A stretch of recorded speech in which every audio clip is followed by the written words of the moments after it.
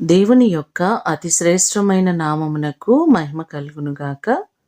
ఈ ఉదయకాలము మీకందరికిని వందనాలు తెలియచేస్తున్నాను. ఈ దినము మిమ్ములను బలపరచు దేవుని మాట.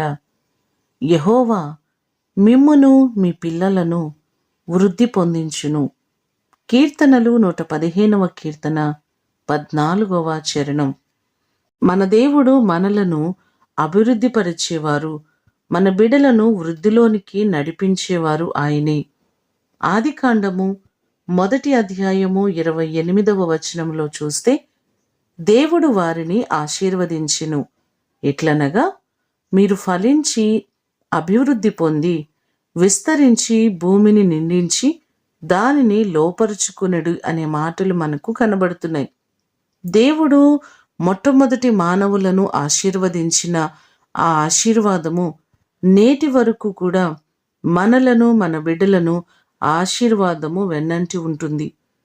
ఈ మాటలు వింటున్న మిమ్ములను, మీ కుటుంబములను బహుగా ఆశీర్వదించడానికి, మీ కుటుంబాలు వృద్ధి చెందించడానికి ఆయన ఇష్టపడుతున్నారు. మిమ్ములను, మీ బిడ్డలను విడిచిపెట్టక ఆయన మీ కుటుంబాలను బహుగా ఆశీర్వదించునుగాక. ప్రార్థన చేసుకుందాం. మమ్మలను మిక్కిలిగా ప్రేమించిన మా ప్రియ పరలోకపు తండ్రి, మీ ప్రశస్తమైన పాదములకు వందనాలు, స్తోత్రాలు.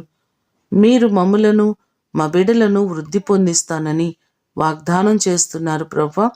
మా ప్రియులెల్లరినీ జ్ఞాపకం చేసుకొని ప్రతి వ్యక్తిని మీరు దీవించండి, ఆశీర్వదించండి. వారి బిడ్డలను మీరు దీవించండి. వారికి ఉన్నతమైన స్థితిగతులను, ఉన్నతమైన భవిష్యత్తును మీరు కలుగు చేయండి ప్రభువా. ప్రతి వారిని మీరు ఆశీర్వదించి వారి కుటుంబాలకు వంశాభివృద్ధిని మీరు కలుగ చేయండి. ఈ దినము కొరకు వందనాలు, కృతజ్ఞతలు మీకు తెలియజేస్తూ యేసు నామమున అడిగి వేడుకొని పొందియున్నాము తండ్రి. ఆమేన్. దేవుడు మిమ్ములను దీవించునుగాక.